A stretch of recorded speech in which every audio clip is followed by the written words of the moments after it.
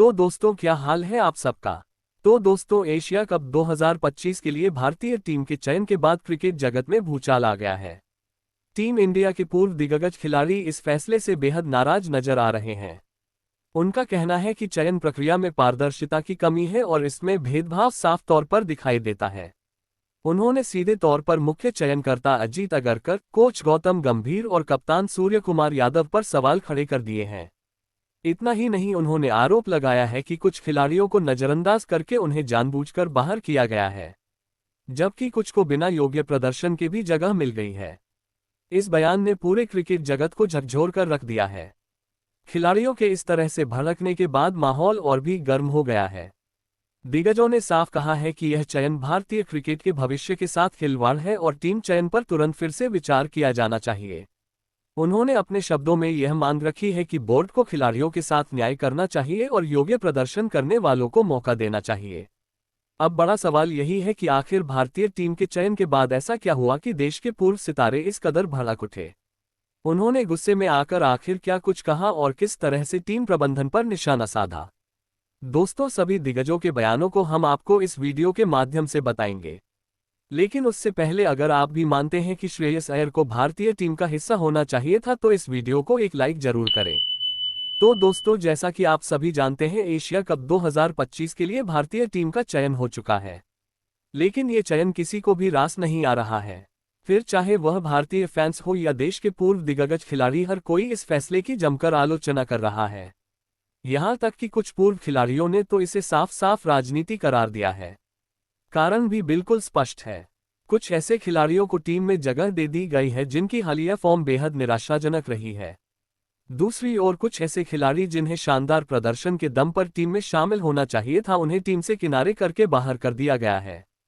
इसमें श्रेयस अय्यर और यशस्वी जायसवाल जैसे नाम भी शामिल हैं जो लगातार बेहतरीन प्रदर्शन करके अपनी दावेदारी पुख्ता कर चुके थे। ऐसे घटिया और पक्षपातपूर्ण चयन को देखकर हर कोई गुस्से में नजर आ रहा है। फैंस से लेकर दिग्गजों तक सभी में निराशा और आक्रोश साफ झलक रहा है। यही कारण है कि भारतीय क्रिकेट के बड़े सितारे भी अब अपने गुस्से को रोक नहीं पाए और उन्होंने खुलकर बड़ा बयान जारी किया है। तो आखिर भारत के इन दिग्गज खिलाड़ियों ने गुस्से में आकर क्या कुछ कहा है और किस तरह से टीम चयन पर सवाल उठाए हैं, आइए जानते हैं। सबसे पहले सचिन ने बयान देते हुए कहा कि भारतीय टीम का चयन एशिया कप के लिए हो चुका है, लेकिन ये चयन बिल्कुल भी संतोषजनक नहीं है। हो सकता है कि यह टीम एशिया कप का खिताब जीत ले, लेकिन अगले साल होने वाले टी20 विश्व कप में अपने खिताब का बचाव करना बेहद कठिन नजर आता है। सचिन ने आगे सवाल उठाते हुए कहा कि रिंकू सिंह, शिवम दुबे और हर्षित राणा का चयन आखिर किस आधार पर हुआ है, ये समझ से परे है। इंडियन प्रीमियर लीग 2025 में इन तीनों का प्रदर्शन किसी से छिपा नहीं है, फिर भी उन्हें टीम में शामिल किया गया। जब ऐसे फैसले होते हैं तो स्वाभाविक है कि सवाल खड़े होंगे। उन्होंने आगे कहा कि उपकप्तानी को लेकर भी निर्णय बिल्कुल सही नहीं है। उनके अनुसार शुभमन गिल की जगह अक्षर पटेल को उपकप्तानी की जिम्मेदारी दी जानी चाहिए थी। सचिन ने साफ कहा कि 2024 के बाद शुभमन गिल ने एक भी टी20 मुकाबला नहीं खेला है। ऐसे में आप कैसे उन्हें उपकप्तानी की अहम जिम्मेदारी सौंप सकते हैं। सचिन का मानना है कि इस टीम के साथ एशिया कप तो जीता जा सकता है, लेकिन टी20 विश्व कप जीतना आसान नहीं होगा।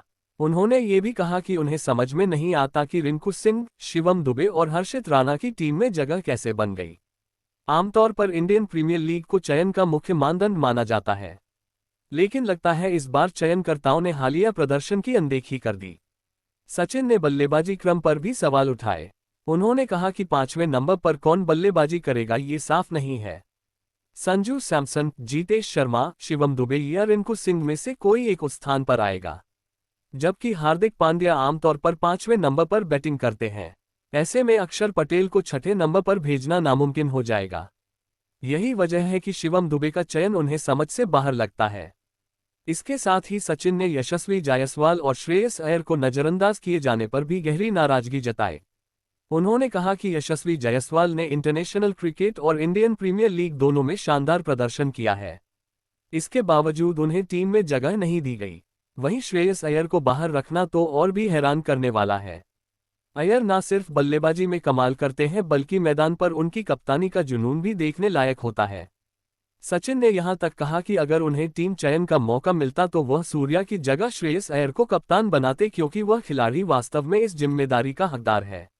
वहीं दूसरी ओर वीरेंद्र सहवाग ने भी टीम चयन पर बड़ा बयान देते हुए कहा कि यह टीम किसी भी तरह से संतुलित नजर नहीं आती।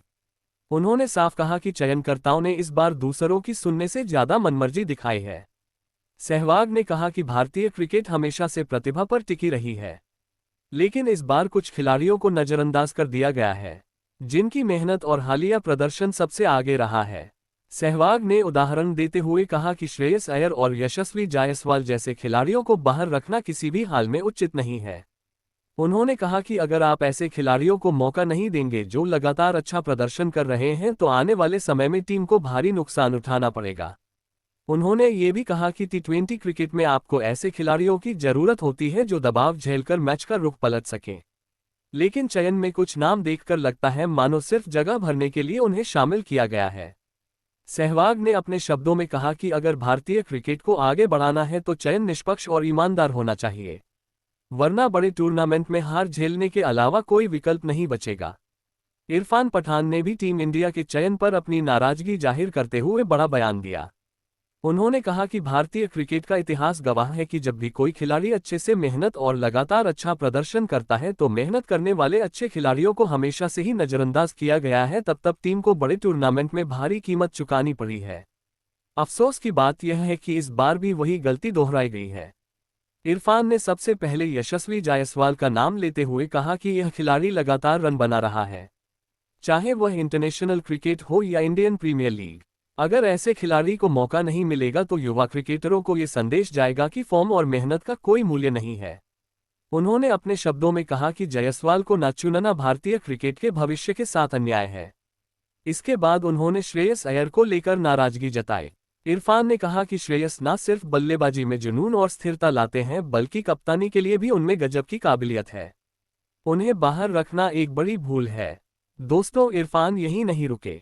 उन्होंने तेज गेंदबाज मोहम्मद सिराज के चयन न होने पर भी बड़ा सवाल उठाया। उन्होंने कहा कि सिराज ने पिछले एक साल में हर फॉर्मेट में गेंद से कमाल दिखाया है।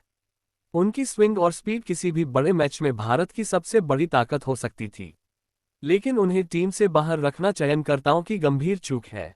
हरभजन ने आखिर में कहा कि एशिया कप जीतना ही लक्ष्य नहीं होना चाहिए। हमें आने वाले टी20 विश्व कप जैसी बड़ी चुनौतियों को भी ध्यान में रखना होगा। अगर अभी से सही खिलाड़ियों को मौका नहीं दिया गया तो आने वाले वक्त में भारतीय क्रिकेट को पछताना पड़ेगा। वहीं आकाश चोपड़ा ने टीम चयन को लेकर अपने विचार रखते हुए कहा कि चयन में कुछ ऐसे फैसले जो चौंकाते हैं और सवाल खड़े करते हैं।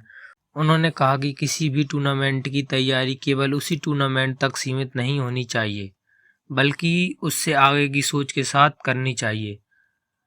अगर भारतीय क्रिकेट का लक्ष्य सिर्फ एशिया कप जीतना है तो शायद यह टीम पर्याप्त है, लेकिन अगर नज़र अगले साल के टी20 विश्व कप पर है तो इस चयन में कई खामियां साफ दिखाई देती हैं।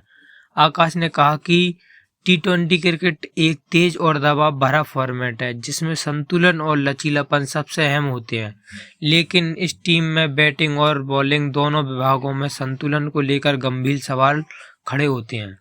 उन्होंने कहा कि कुछ खिलाड़ियों को उनकी क्षमता से अधिक जिम्मेदारी दी गई है, जबकि कुछ अनुभवी और इनफॉर्म खिलाड़ी बाहर बैठे हैं। आकाश ने यह भी कहा कि भारतीय टीम को आगे बढ़ाने के लिए चयन प्रक्रिया को पारदर्शी और तर्कसंगत होना चाहिए। आप खिलाड़ियों का चयन केवल आईपीएल या हालिया फॉर्म के प्रदर्शन को देखकर नहीं कर सकते, बल्कि उनकी निरंतरता, अनुभव और टीम की जरूरत के हिसाब से देखना होगा। उन्होंने साफ कहा कि भारतीय क्रिकेट के पास टैलेंट की कोई कमी नहीं है, लेकिन टैलेंट का सही उपयोग तभी होगा जब चयन में दूरदर्शिता होगी। अगर अभी भी यही सिलसिला चलता रहा तो एशिया कप में जीत मिल भी गई तो विश्व कप जैसे बड़े टूर्नामेंट में हमें काफ़ी मुश्किलें झेलनी पड़ेंगी। लेकिन दोस्तों, आप सभी को क्या लगता है, क्या जायसवाल, श्रेयस अय्यर और मोहम्मद सिराज भारतीय टीम के लिए ज़रूरी नहीं थे? आप अपनी राय हमें नीचे कमेंट में ज़रूर बताएं। और हाँ दोस्तों, अगर आपको भी क्रिकेट से जुड़ी कोई भी जानकारी चाहिए तो हमारे चैनल को सब्सक्राइब कर लेना। तो दोस्तों, मिलते हैं अगली वीडियो में, तब तक के लिए धन्यवाद।